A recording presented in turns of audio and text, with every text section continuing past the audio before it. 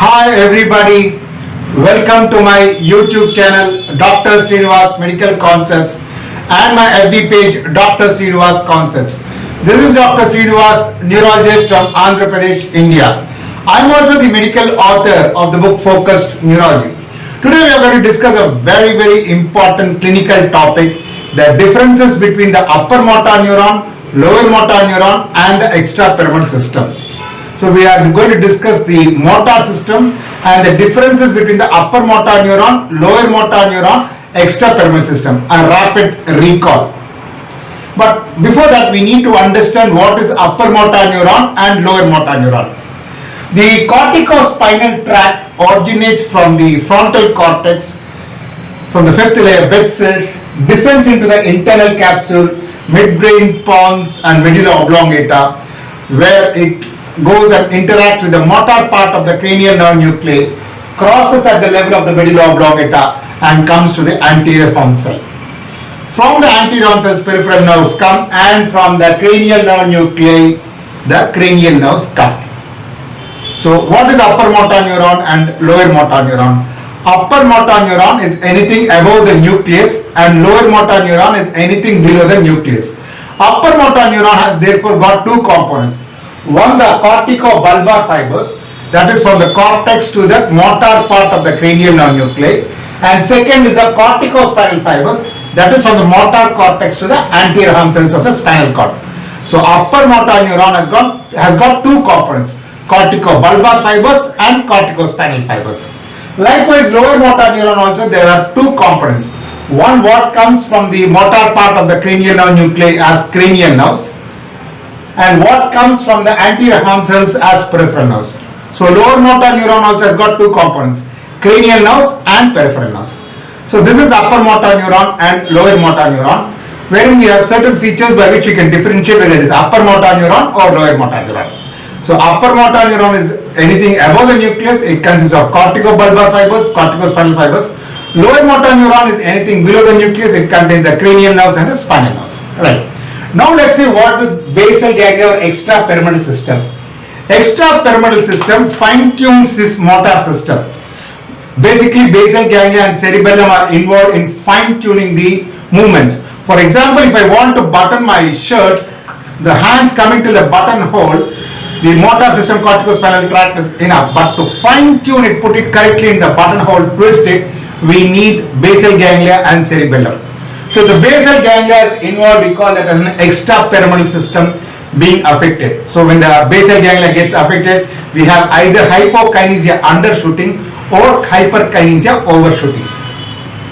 So extrapyramidal system is basically basal ganglia. It consists of caudate nucleus and lentiform nucleus. Lentiform nucleus contains putamen and globus pallidus. Sometimes we call it as neostriatum, which includes caudate nucleus and putamen, and paleostriatum, which includes globus pallidus, which contains globus pallidus interna and globus pallidus externa. So if we take the internal capsule, structures which lie outside or lateral to the internal capsule are putamen, and the globus pallidus interna and externa, that is the globus pallidus interna and externa. And the parts medial to the internal capsule are the subthalamus, substantia nigra. The claustrum and amygdala are doubtful. Some include it in basal ganglia, some say they are not really associated with basal ganglia. So these are all the structures which form the extrapyramidal system. Now let's see, having understood the basic concepts of upper motor neuron, lower motor neuron and the extrapyramidal system, now let's see the differences between the upper motor neuron, lower motor neuron and the extrapyramidal system. So the characteristics, the paralysis of muscles. The paralysis of muscles in upper motor neuron, groups of muscles are involved. That is either the extensors of the upper limb or the flexors of the lower limb or the supinators are involved. So groups of muscles are involved, never individual muscles. Whereas if it is lower motor neuron involvement, individual muscles get affected. For example, if C5 gets affected, muscles like biceps, infraspinatus, rhomboids, deltoid and supraspinatus gets affected. Birds. So these are the muscles which get affected if there is a lower motor neuron lesion. Individual muscles can get affected. If it is extrapyramidal system, there is no weakness. It is generally there is no weakness, or if at all it is present, it is very slight. The next feature is atrophy.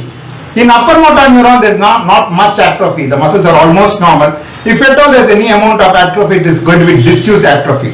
But if it is lower motor neuron, it is going to be severe atrophy to the tune of 70%. Example, poliomyelitis or motor neuron disease, severe atrophy. In extrapyramidal system, again there is no atrophy, it is absent. The third feature is the tone, very very important. In upper motor neuron lesions, the tone is increased, hypertonia. What we call it as spasticity, clasp knife spasticity. Initially it is difficult to open and then it becomes easier to open. So it is velocity independent. So what happens, it affects the anti-gravity groups of muscles, the flexors of the upper limb and the extensors of the lower limb. And therefore person flexes the upper limb, extends the lower limb. So this is a characteristic walk, how they walk. This is known as the circumduction gait. Whereas in lower motor neuron, the tone is decreased, hypotonia, flaccidity.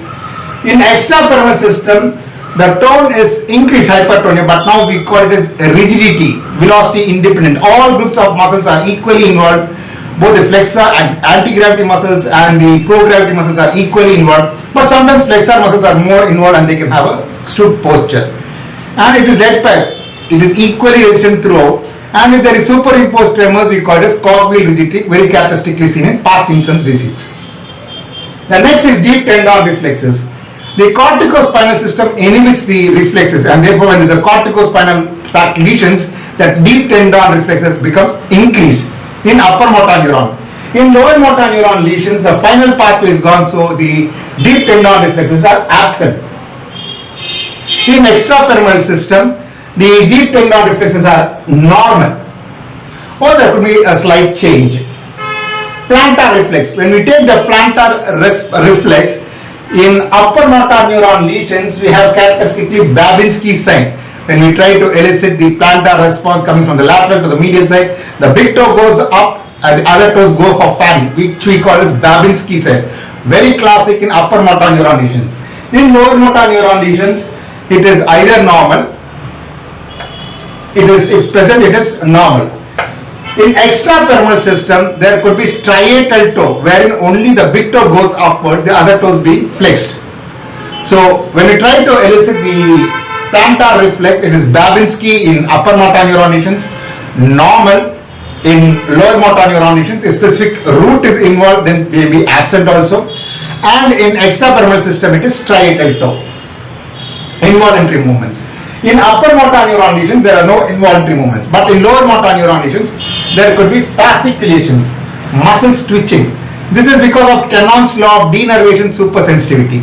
When the anterior horn cells gets partially degenerated, it becomes supersensitive to its chemical, that is acetylcholine, and therefore it overtly reacts to acetylcholine, and therefore even without voluntary effort, there are spontaneous muscle twitches which we call as fasciculations. If it is extrapyramidal systems, there could be other involuntary movements like tremor, dystonia, chorea, or acetosis. Examples of these characteristic diseases. For upper motor neuron lesions, the cerebral infarct is a characteristic lesion. For lower motor neurons, we have motor neuron disease, that is progressive muscular atrophy, as a characteristic example. For extrapyramidal disease, we have the classic example of Parkinson's disease. So once we have an overview of upper motor neuron lesion, lower motor neuron lesions and extrapyramidal system, it is easy to approach a person who's got motor deficit. I hope you have enjoyed listening to my lecture. If you have any suggestions or comments, kindly post onto my YouTube channel. But please like and subscribe my YouTube channel, Dr. Srinivas Medical Concepts, and my FB page, Dr. Srinivas Concepts. Thank you. Bye.